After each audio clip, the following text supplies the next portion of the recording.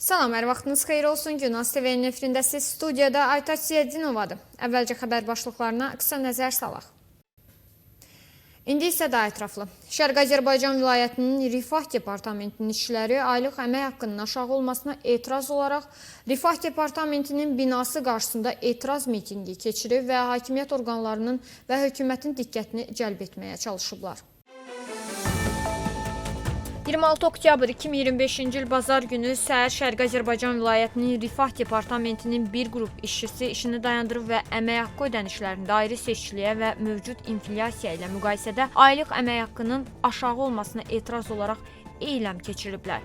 Daha əvvəl Şərqi Azərbaycan vilayətinin səhiyyə şəbəkəsi işçilərin mövcud iş şəraitindən və əmək haqqının artırılmamasına olan narazılıqlarına görə Təbriz Tibb Elmləri Universitetinin qarşısında etiraz mitingi keçirib və hökumətdən və Səhiyyə Nazirliyindən onların qanuni tələblərini yerinə yetirmələrini tələb edən plakatlar nümayiş etdiriblər. Son vaxtlar ölkədə intihar sayının xüsusən 12 yaş və daha aşağı yaş qrupuna aid uşaqların intihar hallarının artmasına şahid oluruq. Bunu İran Sosial İşlər Təşkilatının rəhbəri Məhəmməd Bəthay deyib. İndi kiberməkanda insanları intihara təşviq edən və hətta ağrısız intihar üsullarını öyrədən saytlar və şəbəkə mövcuddur, o əlavə edib. Qeyd edək ki, son 7 il ərzində intihara cəhd edən yüz minlərlə İranlının 40 mini özünə qəsd nəticəsində həyatını itirib. İran Tibbi Ekspertiza Mərkəzinin son hesabatına görə intihar edənlərin 7%-i yeniyetmələr təşkil edir. Psixoloqlar bunun gələcəyə ümidsizlik, yoxsulluq, işsizlik və başqa bu kimi problemlərlə irəli gəldiyini bildirirlər.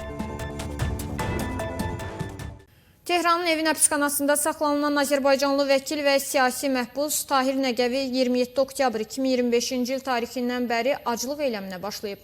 Eyləm həbsxana rəsmilərinin və kəşfiyyat işçilərinin onun ağır fiziki vəziyyətinə, laqeydliyinə etiraz olaraq keçirilir. Tahir Nəqəvinin yaxınlarının sözlərinə görə o onurğasının 6 fəqərəsində sınıqlardan əziyyət çəkir. Bu məsələ həbsxananın özündə aparılan MRT müayinəsi ilə də təsdiqlənib. Tahir Nəqəvi bəyin kritik fiziki vəziyyətinə və təkrarlanan sağlıq problemlərinə ailəsi və digər məhbuslar tərəfindən göndərilən çoxsaylı məktublara baxmayaraq, həbsxana daxilində heç bir effektiv müalicə təmin edilməyib. Ona tibbi məzuniyyət və ya şərti azadlıq verilməyib. Ermənistanın vətən müharibəsinin gedişində Bərdənin növbəti dəfə atəşə tutmasından 5 il ötür. 2020-ci il oktyabrın 28-də saat 13 radələrində Ermənistan silahlı qüvvələri cəbhə xəttindən uzaqda yerləşən Bərdə şəhərinə beynəlxalq hüquqla qadağan olunmuş kasetli bombalardan istifadə etməklə zərbələr endirib. Dinc sakinlərin sıx hərəkətdə olduğu və ticarət obyektlərinin yerləşdiyi əraziyə zərbələr endirməsi nəticəsində 21 nəfər həlak olub, 70-ə yaxın şəxs yaralanıb. Şəhərdə yerləşən mülki infrastruktur obyektlərinə və nəqliyyat vasitələrinə külli miqdarda ziyan dəyib. Vətən müharibəsinin gedişində 2020-ci il sentyabrın 27-sindən noyabrın 10-nadək 5, 8, 27, 28 oktyabr və 7 noyabrda Bərdə rayonunun müxtəlif silahlardan raket və qadağan olunmuş kasetli bombalardan atəşə tutulması nəticəsində ümumilikdə 29 rayon sakini həlak olub, 112 nəfər yaralanıb. Həlak olanlardan ikisi uşaq, 8-i qadın, 19-u kişidir. İsrail polisi İordaniya sərhədindən İsrailə silah qaçaqmalçılığı ilə məşğul olan İranla əlaqəli 3 Türkiyə vətəndaşını həbs edib. Bu haqda İsrail polisinin yaydığı bəyanatda bildirilib. Onlar oktyabrın 26-sında İsrailin şimalındakı Nasirə rayon məhkəməsində hakim qarşısına çıxarılıb, məhkəmə polisin onların həbs müddətini məhkəmə prosesi başa çatana qədər uzatmaq tələbini təmin edib. İsrail polisinin bildirdiyinə görə Türkiyə vətəndaşı Oqtay Aşçı, Rəhman Göker və Yunis Özəl İranın kəşfiyyat orqanlarının məmurları ilə əlaqədə olub və İranın Fələstin ərazilərinə və İsrailə silah ötürmə əməliyyatına cəlb olunublar. İsrail mediası polisin açıqlamasını istinadən bildirib ki, onlar Türkiyədən İordaniyaya, daha sonra isə Fələstin ərazilərinə silah daşımaq üçün daimi marşrutu aktivləşdirməyə çalışıblar.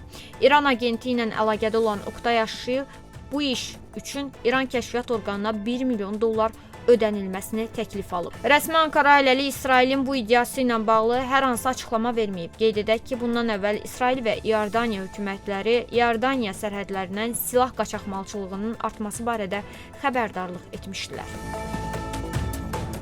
Rumıniyanın Müdafiə naziri Ionut Moşteanu və Ukraynanın Müdafiə nazirinin birinci müavini Sergey Boyev ikitərəfli hərbi texniki əməkdaşlığın inkişaf etdirilməsi imkanlarını müzakirə edib. Bu barədə Rumıniyanın Müdafiə Nazirliyinin mətbuat xidməti məlumat yayıb.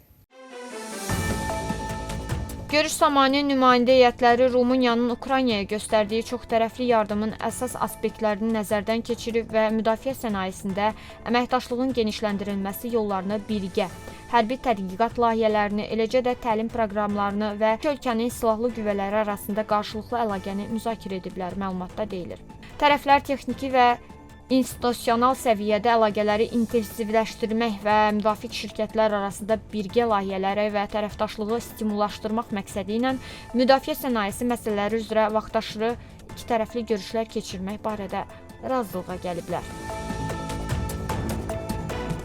Ukrayna gündəlik 500-800 ədəd dron istehsalına başlamağı və döyüş aviaparkını 250 yeni döyüş təyyarəsi ilə gücləndirməyi planlaşdırır.